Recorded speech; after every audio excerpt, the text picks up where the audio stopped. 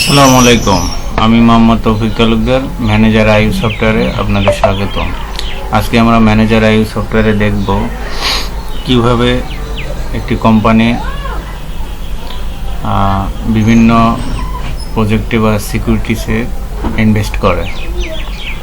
তো শুরুতে আমরা ইনভেস্টর ক্রিয়েট করে নেব। তো নিউ ইনভেস্টমেন্ট, এখানে আমরা নাম দিয়ে দিব, যেমন একটা এক্সাম্পল নাম দিতেছি আলম সিকিউরিটিস। আলম সিকিউরিটিসের কাছ থেকে আমরা কিছু শেয়ার কিনব। তো আলম সিকিউরিটিসের নামটা আমরা এখানে দিয়ে ক্রিয়েট করে দিলাম। তো এখান থেকে আমরা আলম সিকিউরিটিসকে আমরা পেমেন্ট করব। আমরা এখান থেকে পেমেন্ট ভাউচারে যাব, নিউ পেমেন্টে ক্লিক করব। এখানে কোন ডেটে আলম সিকিউরিটিসকে আমরা পেমেন্ট করতেছি ডেটটা দিয়ে দিব।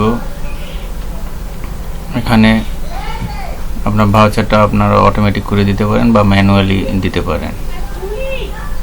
পেইড ফ্রম, অর্থাৎ আমরা আলম সিকিউরিটিসকে কিসের মাধ্যমে পেমেন্ট করব, ক্যাশ পেমেন্ট না ব্যাংক পেমেন্ট?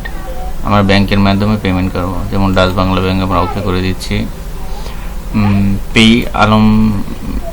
আলম সিকিউরিটিস মূলত আমাদের সাপ্লায়ার কাস্টমার্স না আদার্স। এখানে আমরা দেখতে পারি সিকিউরিটিস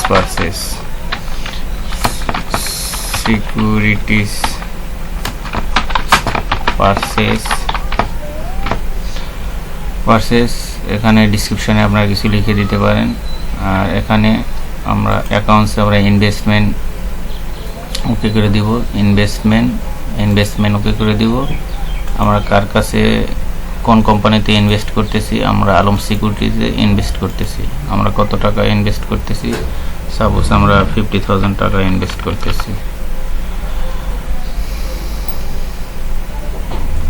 এখানে আমরা এখানে ফুটারটা আমরা এখনো কমপ্লিট করি নাই।